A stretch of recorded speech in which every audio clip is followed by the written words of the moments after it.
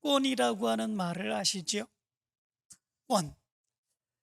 이 특권이라고 하는 말을 국어사전에 찾아보니까 이렇게 풀이를 하였습니다. 특별한 권능, 특정인 또는 특정의 신분이나 계급에 속하는 사람에게 특별히 주어지는 우월한 지위나 권리, 이렇게 풀이를 했습니다. 여러분들에게는 어떤 특권이 있으십니까? 많죠. 대부분 많은 사람들이 알게 모르게 이런 특권을 누리며 살아가고 있습니다. 아버지로서 누리는 특권, 어머니로서 누리는 특권, 또 우리가 직장 생활이나 사회 생활을 행할 때에 그 지위를 가지고 누리는 특권, 그리고 우리가 열심히 일을 하여서 어떤 높은 위치에 차지하거나 어떤 것을 가지게 될 때에 거기에서 누리게 되는 그런 특권, 알게 모르게 우리는 많은 특권을 누리며 살아가고 있습니다. 이 특권은 대부분 우리가 아주 열심히 노력하고 애써서 얻은 특권의 결과이기도 합니다. 열심히 노력해서 어떤 위치에 올라가고 어떤 것을 얻게 되면 그에 따른 많은 특권들이 주어지게 되죠. 그런데 노력하지 아니하는데도 불구하고 그냥 주어지는 그런 특권도 있습니다. 다시 말하면 부모와 자식 간에 이어지게 되는 그런 특권, 이런 것들은 이제 노력해서 얻어지는 것들이 아니죠. 그냥 주어지는 그런 것이죠. TV 드라마에 보면 그런 이야기들이 많이 나옵니다. 아주 어렵게 살아가는 한 젊은이, 자기는 고아인 줄 알고 그렇게 힘들고 어렵게 살아가는 그런 모습들이 있는데 어느 날 갑자기 아버지라고 나타나지요. 근데 그 아버지라고 나타난 분이 굉장히 큰 부자인 것이죠. 그런데 그 부자인데 그 아버지가 암이 걸렸거나 어떤 병이 걸려서 이 죽을 지경이 된 것이지요. 그런데 자기 재산을 나눠줄 사람이 아무도 없기 때문에 그 자식을, 어렸을 때 잃어버린 그 자식을 찾고 찾다가 결국은 이 사람을 찾게 된 것이죠. 자기 아들인 것을 깨닫게 되고 알게 되고, 그리고 난 뒤에 자기 있는 모든 그런 재산, 그런 것들을 그 아들에게 다 물려주게 되는 이런 모습들이 있게 되죠. 드라마에 보면은 이러한 내용들이 수도 없이 많이 나오는 그런 모습들이 있는 것을 보게 됩니다. 그런데 여기서 우리가 한 가지 생각해 볼 수 있는 것이 있습니다. 그것은 뭐냐면, 이 고아였던 이 아들, 이 사람이 그 아버지의 모든 그런 재산을 다 이어받을 수 있게 된 것, 그건 무엇 때문일까라고 하는 거죠. 무엇 때문에 그렇습니까? 열심히 그 사람이 애쓰고 수고하고 일했기 때문입니까? 사실 그렇지 않지요. 그 아버지의 그 모든 재산을 관리하고 불릴 수 있는 능력이 있기 때문에 그렇습니까? 그렇기 때문에 그 아버지의 재산을 그 사람에게 다 물려주는 것입니까? 사실은 그것이 아니지요. 무엇 때문에 그런 것이겠습니까? 그의 친아들이기 때문에 그렇습니다. 친아들임을 확인하게 되면, 친자인 것이 확인하게 되면 자기에게는 물려줄 사람이 아무도 없습니다. 그렇기에 그냥 물려주게 되는 그런 모습들이 있게 되고, 그 사람은 정말로 어렵고 힘들게 살다가 그 아버지의 모든 것을 다 받아 누리며 살아갈 수 있게 되는 그런 모습들이 있게 되는 것이지요. 이것은 노력해서 얻은 것이 아닙니다. 그냥 주어지게 되는 그런 특권이지요. 그런데 우리가 믿음 안에서 얻게 되는 특권도 가만히 생각해 보면 바로 이러한 특권인 것을 알 수 있게 됩니다. 우리가 예수 그리스도 안에서 하나님을 믿으며 살아갈 때에 얻게 되는 큰 특권이 있습니다. 가장 큰 특권, 그것이 무엇이겠습니까? 구원받은 하나님의 자녀라고 하는 그런 특권이죠. 그런데 구원받은 하나님의 자녀라고 하는 특권, 그것은 우리가 애쓰고 수고하고 노력하고 우리가 어떤 능력이 있고 그래서 그 특권을 받아 누리는 것이겠습니까? 그런 것은 아니지요. 그냥 주어지는 것입니다. 그냥 어떻게 주어집니까?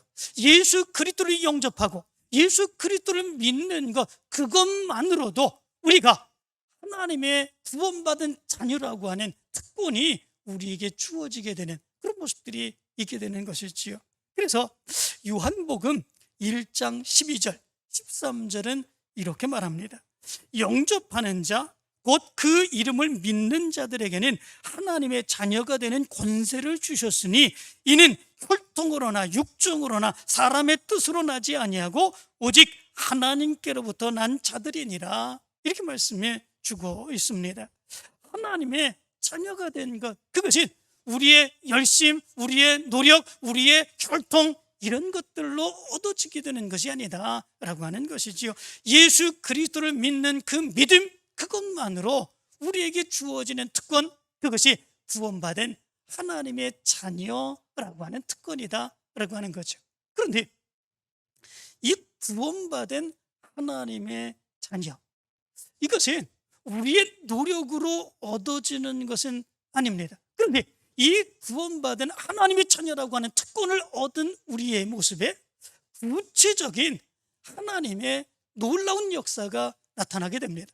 그 더 큰 축복의 구체적인 모습들, 그것은 어떤 것입니까? 오늘 성경 말씀 가운데 보면 그 특권의 모습을 두 가지로 구체적으로 말씀해 주고 있습니다.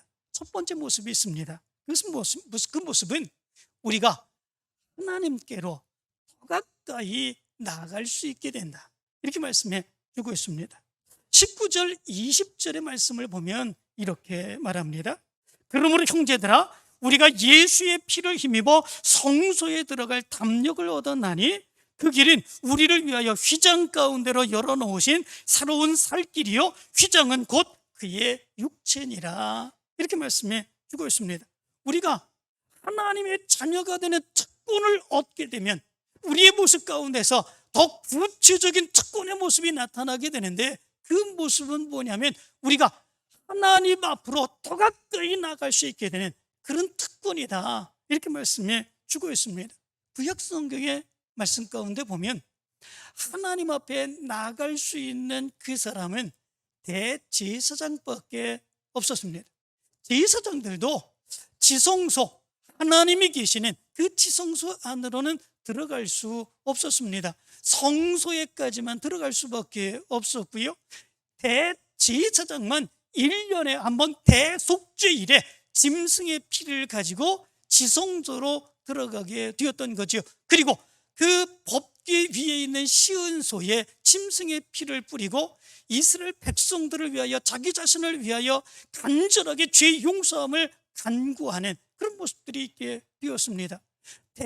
대제사장들도 1년에 한 번 속죄일에 하나님을 만날 수 있는 기회가 있었던 거죠. 그런데 하나님의 자녀된 우리 믿음의 사람들, 하나님의 자녀를 특권으로 얻게 된 우리 믿음의 사람들에게는 더 큰 모습이 나타나는데, 그 모습은 하나님 앞에 누구나 자유롭게 더 가까이 나갈 수 있는 그런 모습들이 있게 된다라고 하는 거죠. 하나님 앞에 나가 하나님을 만날 수 있습니다. 하나님 앞에 나가 자기의 모든 소원을 아뢰을 수 있습니다. 하나님의 은혜를 간절히 덧입을 수 있는 그런 귀한 기회를 얻을 수 있는 그런 모습들이 있게 됩니다. 이런 특권의 모습은 구약 성경의 대제사장들도 얻을 수 없었던 그런 특권의 모습임을 얘기해 주고 있습니다. 뿐만 아니라 두 번째, 우리가 얻을 수 있는 하나님의 자녀됨의 특권의 모습을 가진 사람에게 나타나는 구체적인 그 특권의 모습은 예수 그리스도의 다스림을 받으며 살아갈 수 있게 된다 말씀해 주고 있습니다. 21절의 말씀은 이렇게 말합니다. 또 하나님의 집 다스리는 큰 제사장이 계시매, 이렇게 말씀해 주고 있습니다. 큰 제사장은 누구를 얘기해 주고 있습니까? 예수 그리스도를 의미해 주고 있습니다. 예수 그리스도께서 하나님의 집 안에서 구원받은 믿음의 자녀, 하나님의 자녀가 된 사람들을 다스리시는 그런 놀라운 축복된 역사를 부어주신다라고 하는 거지요. 우리 믿음의 사람들도 이 세상을 살아가며 이루 헤아릴 수 없이 많은 어려움을 당합니다. 혼란을 당합니다. 힘든 일을 당합니다. 그런데 그럼에도 불구하고 우리는 혼자가 아니다라고 하는 거죠. 내가 힘이 없습니다. 능력이 없습니다. 그럼에도 불구하고 예수님께서 우리를 다스리시고 예수님께서 우리를 붙드시고 인도해 주시고 있기 때문에 이 세상의 모든 어려움 가운데서도 우리는 능히 승리하며 살아갈 수 있게 된다라고 하는 것입니다. 왜냐하면 예수 그리스도께서 하나님의 자녀들을 다스리시는, 인도해 주시는, 축복하며 역사해 주시는 하나님의 역사가 있기 때문이다, 이렇게 말씀해 주고 있습니다. 그런데 오늘 성경 말씀 가운데 보면 예수 그리스도를 영접하여 하나님의 자녀된 특권을 가진 사람들, 이 권리를 가진 사람들에게는 의무도 함께 있어야 됨을 말씀해 주고 있습니다. 세상으로도 그렇지 않습니까? 세상 사람들도 권리가 있으면 의무가 있습니다. 권리가 있으면 의무를 행해야 됩니다. 그 권리에 따른 의무를 행하지 아니하게 되면 그 권리도 빼앗길 수밖에 없는 그런 모습들이 있게 되는 거죠. 그런데 마찬가지로 우리 믿음의 사람들에게도 그렇다라고 하는 거죠. 우리 믿음의 사람들에게도 예수 그리스도를 믿음으로 인하여 하나님께서는 우리에게 하나님의 자녀되는 특권을 허락해 주셨습니다. 그런데 동시에 그 특권과 함께 하나님의 자녀된 그 사람들이 해야 되는 의무도 있다, 이렇게 말씀해 주고 있습니다. 그 의무를 온전하게 행하지 아니하게 되면 그 특권도 빼앗길 수밖에 없다고 하는 사실을 이야기해 주고 있는 거죠. 그렇다면 바로 하나님의 자녀된 그런 사람들의 가진 특권, 그 특권을 가진 사람들은 어떤 의무를 행하며 살아야 될까라고 하는 거지요. 오늘 성경 말씀 가운데 보면 그것을 4가지로 말씀해 주고 있습니다. 첫 번째 모습이 있습니다. 그것은 참 마음과 온전한 믿음을 갖고 살아야 된다, 이렇게 말씀해 주고 있습니다. 22절은 이렇게 말합니다. 우리가 마음의 뿌림을 받아 악한 양심으로부터 벗어나고 몸은 맑은 물로 씻음을 받았으니 참 마음과 온전한 믿음으로 하나님께 나아가자, 이렇게 말씀해 주고 있습니다. 하나님께 나아갈 수 있는 믿음의 특권을 우리가 받았습니다. 그렇기에 우리에게 있어야 되는 의무는 무엇이냐? 참 마음을 가져야 됩니다. 온전한 믿음을 가져야 된다, 이렇게 말씀해 주고 있습니다. 참 마음이라고 하는 것은 예수 그리스도의 보혈의 피로 깨끗해진 마음을 이야기해 주고 있습니다. 온전한 믿음이라고 하는 것은 예수 그리스도의 피로 우리가 구원받았다고 하는 믿음의 확신을 의미해 주고 있습니다. 우리에게 이런 모습이 있어야 된다라고 하는 거죠. 이 믿음을 갖는 것은 자유가 아닙니다. 내 마음대로 생각하고 싶은 대로 생각할 수 있는 것이 아닙니다. 내 마음이 예수 그리스도의 보혈의 피로 깨끗해져야 됩니다. 그리고 우리의 믿음의 모습이 예수 그리스도께서 우리를 구원해 주셨다고 하는 믿음의 확신을 가지고 믿음으로 달려나갈 수 있는 그런 모습들이 있어야 됩니다. 두 번째 모습이 있습니다. 그것은 믿는 도리의 소망을 굳게 잡고 믿음의 삶을 살아가야 된다 말씀해 주고 있습니다. 23절은 이렇게 말합니다. 또 약속하신 이는 미쁘시니 우리가 믿는 도리의 소망을 움직이지 말며 굳게 잡고, 이렇게 말씀해 주고 있습니다. 다시 말하면 예수 그리스도께서 우리를 구원해 주셨다라고 하는 거죠. 이 구원의 믿음, 예수님께서 우리를 구원해 주셨다라고 하는 것, 이것을 결코 흔들림이 없이 굳건하게 붙들고 믿음으로 나갈 수 있는 그 모습이 있어야 된다라고 하는 것이지요. 아무리 힘들고 어렵다고 할지라도 이 믿음의 확신을 붙드는 일에 흔들림이 없어야 됩니다. 때로는 이단의 무리들이 우리를 유혹합니다. 우리를 구원해 주신 것이 예수 그리스도가 아니라 다른 것이 있다고 유혹하기도 합니다. 그러나 그런 모습이 있다고 할지라도 우리의 믿음은 흔들려서는 안 된다라고 하는 것이지요. 이 모습이 바로 우리에게 있어야 되는데 이것은 우리의 자유가 아니라 이것은 의무이다 말씀해 주고 있습니다. 세 번째 모습이 있습니다. 그것은 하나님의 자녀가 된 사람들은 서로 돌보며 격려하며 살아갈 수 있어야 된다 말씀해 주고 있습니다. 24절에 이렇게 말합니다. 서로 돌아보아 사랑과 선행을 격려하며, 이렇게 말씀해 주고 있습니다. 하나님의 자녀가 된 사람들, 그런 사람들은 모두가 다 하나님의 자녀입니다. 그렇기에 저로 자기를 생각하는 것처럼, 자기를 사랑하는 것처럼 다른 사람을 사랑하며 도우며 격려하며 자기의 것을 내어주며 믿음 안에서 살아갈 수 있는 그런 모습들이 있어야 된다라고 하는 거지요. 내가 여유가 있으면 그렇게 하지, 그게 아니다라고 하는 거죠. 내가 뭔가 많이 가지고 있으면 그렇게 하지, 그게 아니다라고 하는 거지요. 하나님의 자녀가 된 사람들은 서로 자기의 것을 나누며 그리고 도우며 협력하며 격려하며 그렇게 살아가는 모습, 그것이 의무다라고 하는 거죠. 내게 그것이 없다고 할지라도 그럼에도 불구하고 최선을 다해서 그 믿음의 삶을 살아갈 수 있는 그 모습이 있어야 된다라고 하는 거죠.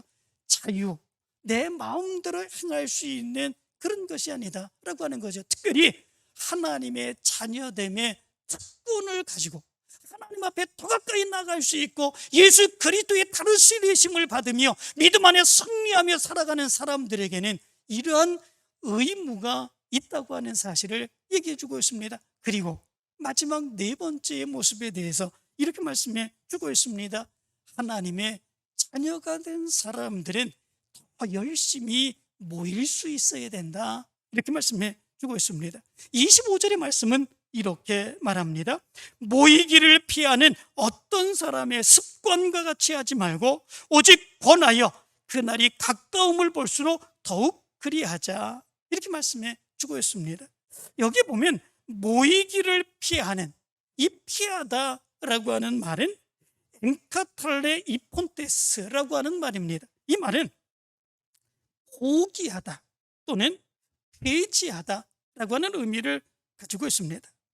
히브리서가 전해질 당시에도 모이기를 폐지하자고, 모이지 말자고 주장하는 그런 사람들이 많이 있었던 것 같습니다. 그래서 오늘 성경 말씀 가운데 보면 그런 사람들을 가르쳐서 어떤 사람들이라고 얘기를 하고 있습니다.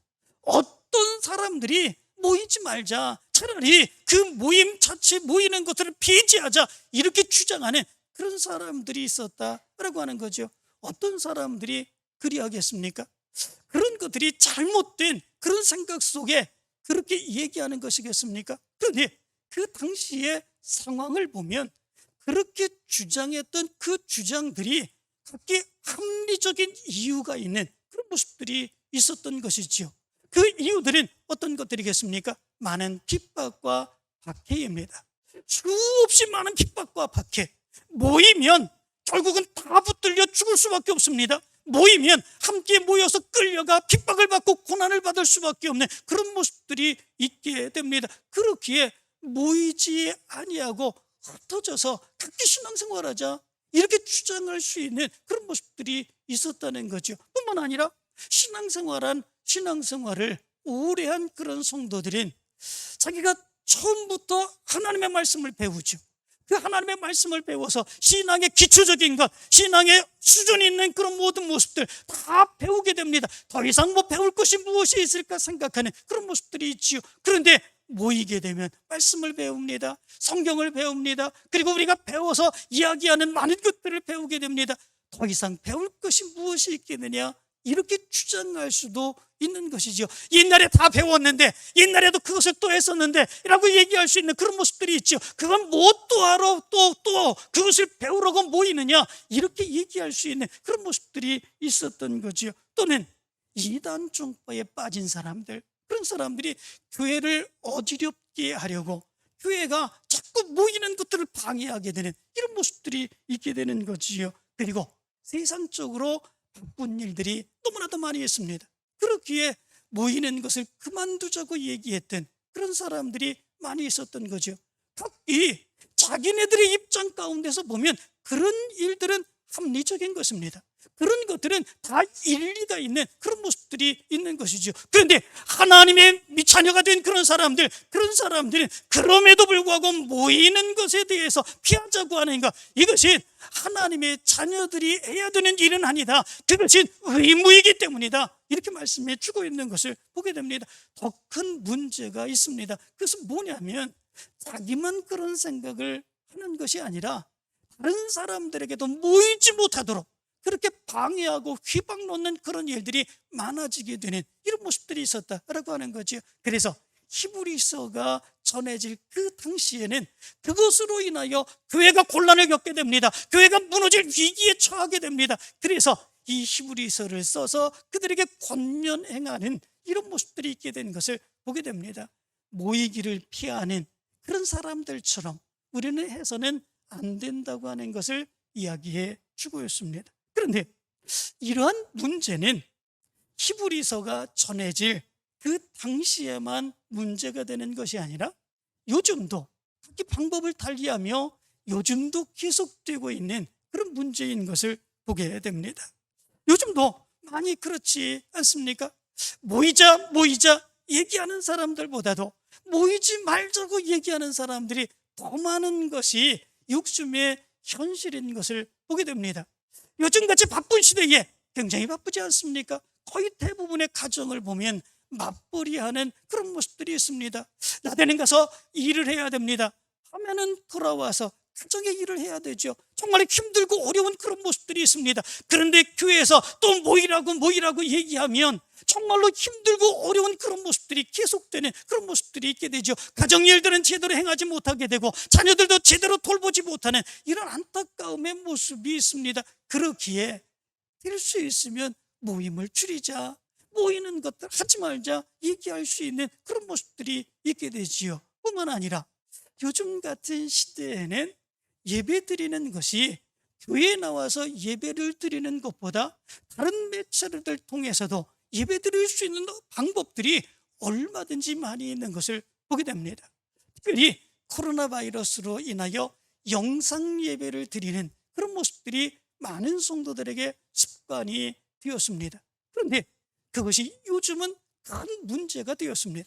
코로나 바이러스 3년 동안에 교회에 나올 수 없는 그런 상황 가운데에 그래서 예배를 드리지 못하는 그 안타까운 모습 가운데 영상을 만들어서 영상 예배를 드리던 바로 그 모습들, 그래서 어쩔 수 없이 교회 나오지 못하는 우리 성도들이 영상을 통해라도 말씀을 듣고 말씀을 배우고 기도하는 그런 모습으로 이 어려움들을 이겨나가게 되었습니다. 그런데 문제는 이제는 교회 나올 수 있는 상황이 되었죠.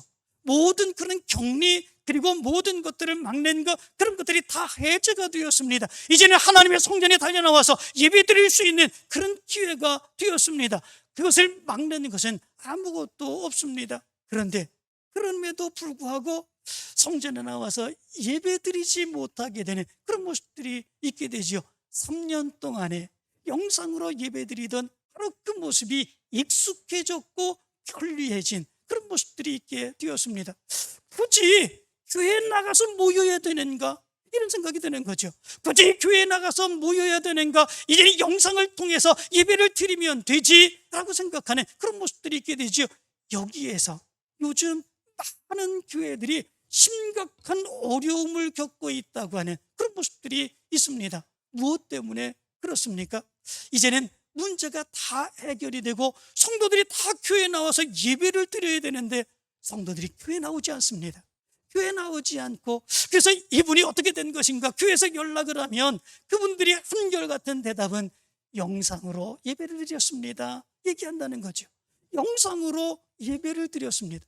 교회에 나오지 않는 것은 아닙니다. 예수 그리스도를 믿지 않는 것은 아닙니다. 하나님께 예배드리지 않는 것은 아닙니다. 영상으로 예배드렸습니다. 영상으로 예배드렸습니다. 그렇게 얘기합니다. 그런데 결국은 교회는 텅텅 비어지게 됩니다.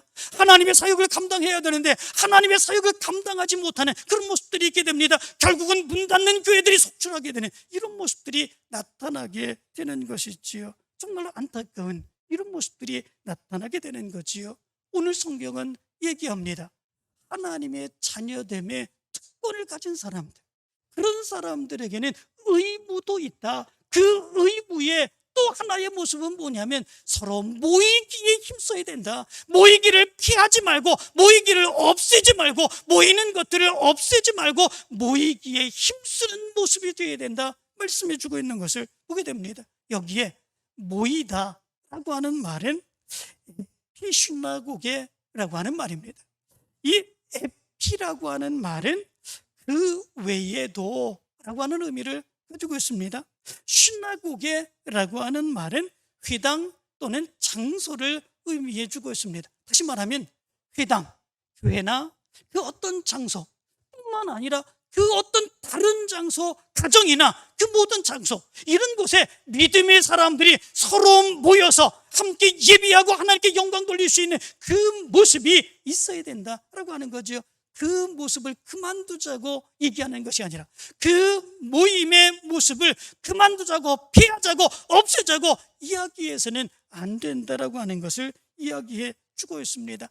하나님의 자녀된 사람들은 모이기에 힘쓰는 것, 그것이 의무다라고 하는 것입니다. 자유가 아니라 의무다. 서로 모여서 하나님의 귀한 역사를 감당할 수 있어야 되기 때문이다 라고 하는 거지요. 어떤 분은 이렇게 얘기하는 분도 있습니다. 나는 예수님을 사랑한다. 나는 하나님을 사랑한다. 그러나 교회를 사랑하는 건 아니다. 이렇게 얘기하는 분도 있습니다. 교회에 나가면 때로는 자기가 듣기 싫은 그런 이야기도 들어야 되고, 다른 많은 사람들과의 관계 속에서 서로 싸우고 다투고 안타까운 그런 모습들이 있게 되고, 보기 싫은 사람들이 있게 되고, 그렇기 때문에 교회를 사랑하는 것은 아니고 하나님을 사랑한다, 예수님을 사랑한다, 그렇기 때문에 예배를 드려야 되는데 영상으로도 얼마든지 드릴 수 있다, 교회 나가지 않아도 좋다, 이렇게 얘기하는 사람들도 있습니다. 그런데 사실은 그것은 성경에서 이야기하는 교회에 대해서 너무나도 잘못 알고 있는 그런 모습이다라고 하는 거죠. 교회라고 하는 것이 무엇입니까?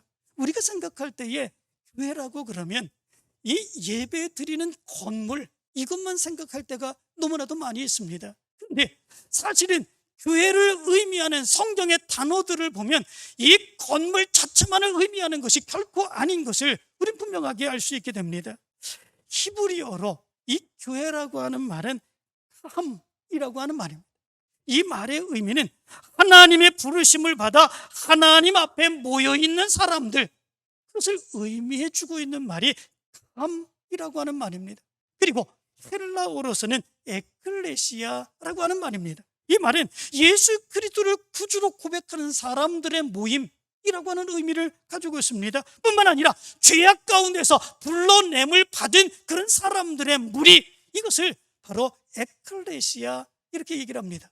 여기에 보면 건물 자체를 의미해 주고 있는 것이 아니라 하나님께로 나온 믿음의 공동체, 구원받은 믿음의 공동체, 이것을 교회라 이렇게 말씀해 주고 있는 것을 보게 됩니다. 그런데 바로 이 믿음의 공동체가 함께 모이는 것, 이것이 얼마나 중요한 것인지 예수님은 이렇게 말씀해 주고 있습니다. 마태복음 18장 20절에서 두세 사람이 내 이름으로 모인 곳에는 나도 그들 중에 있느니라, 이렇게 말씀해 주고 있습니다. 두세 사람이 내 이름으로 모인 것, 그것이 무엇입니까? 바로 교회이죠. 예수님께서는 이 믿음의 공동체, 두세 사람이 예수 그리스도의 이름으로 모인 믿음의 공동체, 그 가운데 예수님께서 함께 계시고 인도해 주시고 축복해 주신다라고 하는 것입니다. 그래서 초대교회의 모임을 보면 이렇게 말합니다. 사도행전 2장 46절부터 47절까지의 말씀을 보면 날마다 마음을 같이하여 성전에 모이기를 힘쓰고 집에서 떡을 떼며 기쁨과 순전한 마음으로 음식을 먹고 하나님을 찬미하며 또 온 백성에게 칭송을 받으니 주께서 구원받는 사람을 날마다 더하게 하시니라, 이렇게 말씀해 주고 있습니다. 초대교회는 교회의 의미를 너무나도 잘 알았습니다. 그들은 모였습니다. 그리고 그들은 서로 돌아가며 가정집으로 모였습니다. 같이 모이며 떡을 띄었습니다. 함께 기도했습니다. 그럴 때에 하나님의 놀라운 능력의 역사가 함께 나타남으로 인하여 구원받는 사람들이 날로 늘어나게 되는 놀라운 축복된 역사가 일어나게 되었다라고 하는 거죠. 그러므로 인하여 우리가 하나님을 사랑하고 예수님을 사랑하고, 그래서 나는 그냥 혼자 예배드린다, 이거는 성경이 원하고 있는 그 말씀이 아닙니다. 뿐만 아니라 그냥 영상으로 예배드리면 끝이지, 나 혼자 얼마든지 잘 드릴 수 있지, 이렇게 얘기하는 것은 성경이 말씀하고 있는 그런 의미는 아닙니다. 성경이 말씀하고 있는 것은 하나님을 믿고 예수를 믿고 하나님의 자녀된 믿음의 사람들이 믿음의 공동체, 그리고 온 성도들이 함께 모이는 그 공동체에 모여서 함께 예배하고 하나님의 사역을 감당하고 하나님의 능력의 역사를 체험하며 살아가는 것, 그것이 온전한 것임을 얘기해 주고 있는 것을 보게 됩니다. 믿음의 사람들에게는 이렇게 특권이 있고 의무가 있습니다. 특권은 무엇입니까? 하나님의 자녀가 되어서 하나님 앞에 더 가까이 나갈 수 있게 되는 특권입니다. 그리고 예수 그리스도의 다스림과 인도하심과 축복 가운데 살아갈 수 있게 되는 특권입니다. 바로 그 특권을 가진 사람들에게는 지켜야 되는 의무가 있습니다. 그 의무는 무엇입니까? 온전한 마음과 그리고 온전한 믿음을 가지고 하나님을 섬길 수 있어야 됩니다. 예수 그리스도께서 나를 구원해 주셨다고 하는, 예수 그리스도만이 나의 구원자라고 하는 그 믿음의 확신, 결코 버려서는 안 됩니다. 흔들려서는 안 됩니다. 그리고 믿음의 성도들이 서로 돌보아 서로 돕고 선행하며 함께 교제를 나눌 수 있는 모습들이 있어야 됩니다. 그리고 모여야 됩니다. 모이기를 피해서는 안 됩니다. 모이기에 힘들다고 어렵다고 그 모임 자체를 없애자고 이야기해서는 안 됩니다. 때로는 어떤 사람들이 이야기를 합니다. 모이는 거, 이런 것들이 있게 되면 모이지 않는 그런 사람들이 여러 사정과 형편 가운데 모이지 않는 사람들이 많이 있는데, 그러면 오히려 모이지 않는 것 때문에 마음속에 죄의식이 생긴다는 거죠. 그렇기 때문에 아예 그것도 없애는 것이 좋겠다 얘기하는 사람들도 있다는 것입니다. 그러나 교회는 그래서는 안 된다고 하는 것을 얘기해 주고 있습니다. 왜냐하면 모이는 것은 의무이기 때문에 그렇습니다. 특권을 가진 자의 의무, 그것은 모이는 것입니다. 우리 믿음의 사람들은 그래서 모이기에 힘쓸 수 있어야 된다라고 하는 것입니다. 특별히 이제 우리 교회에서 코로나 바이러스로 인하여 그동안 모이지 못했던 속대의 모임, 이제 다시 시작했습니다. 지난주부터 시작을 했는데 정말 모이기 힘들죠. 그 전에 이렇게 모이지 않았을 때도 신앙생활 잘했었는데 꼭 굳이 이거 해야 되느냐 이렇게 이야기하는 분들도 있습니다. 그러나 모이는 것은 의무입니다. 모여서 함께 말씀을 나누고, 모여서 함께 은혜를 나누고, 모여서 함께 선행을 이루고, 모여서 함께 격려하고, 그래서 하나님의 뜻을 이루어가는 것, 이것은 우리 하나님의 자녀됨의 특권을 가진 사람들에게 의무입니다. 이것을 기억하면서 여러분들이 모이기에 힘쓰시기를 바랍니다. 모이기에 힘쓰시고 하나님의 크신 능력과 역사를 체험해 나가는 여러분들의 모습이 되길 간절히 축원합니다.